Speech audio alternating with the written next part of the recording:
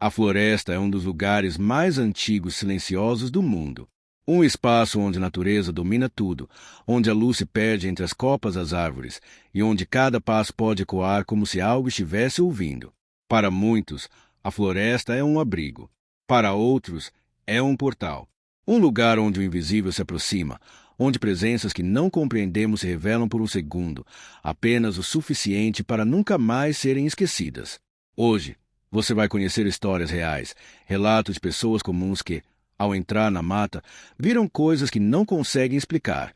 Entidades, figuras, sussurros, sombra e aquilo que os olhos humanos não deveriam ver. Bem-vindo ao chamado do outro lado.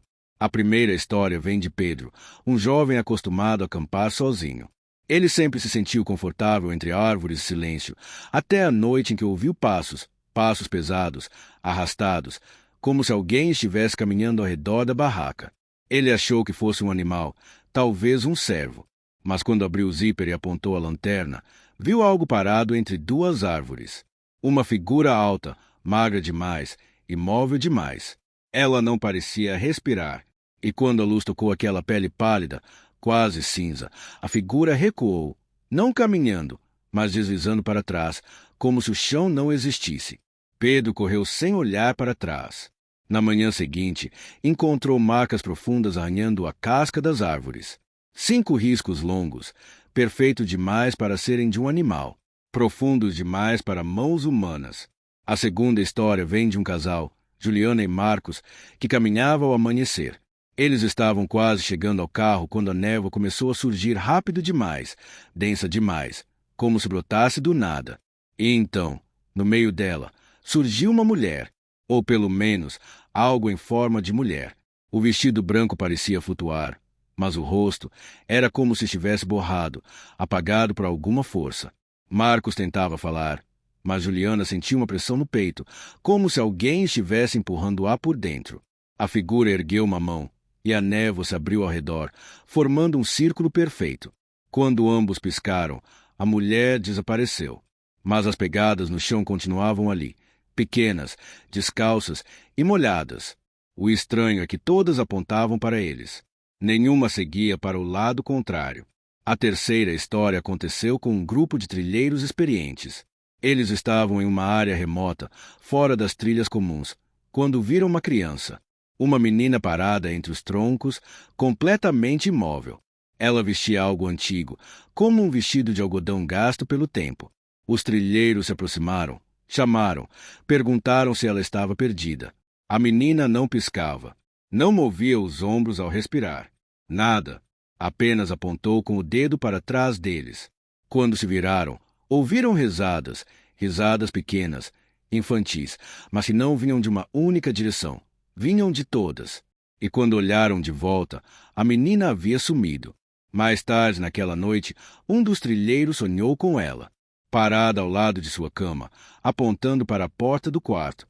A quarta história vem de um vigia florestal.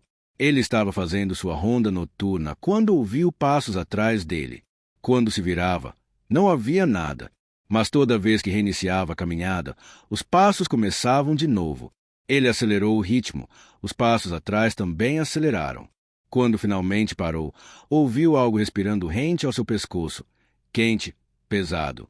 O vigia virou rapidamente com a lanterna e viu apenas uma sombra longa demais, fina demais, colada no chão como se não tivesse corpo. A sombra então se ergueu, até ficar da altura de um poste de luz. Depois, sem emitir som algum, desapareceu entre os pinheiros. O vigia pediu transferência no dia seguinte. O quinto relato é talvez o mais perturbador.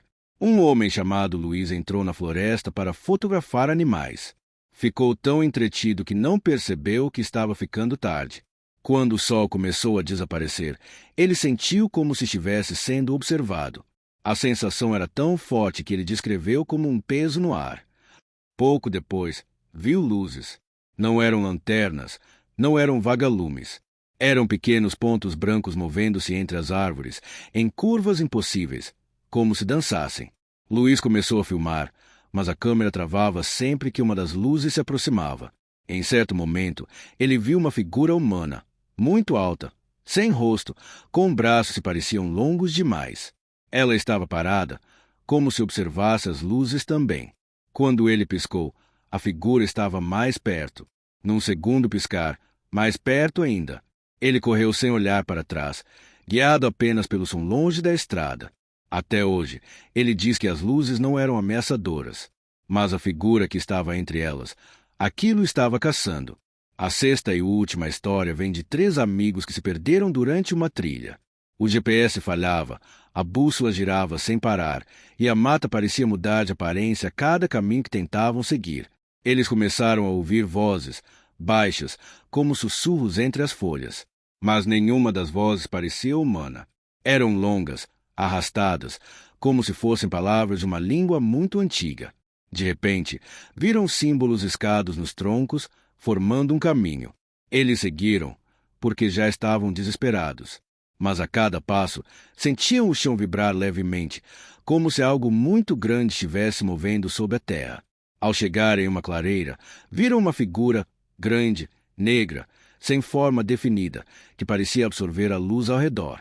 Ela tinha algo como olhos, 2 pontos brilhantes que acompanharam cada movimento deles. Os 3 correram até encontrarem uma área aberta.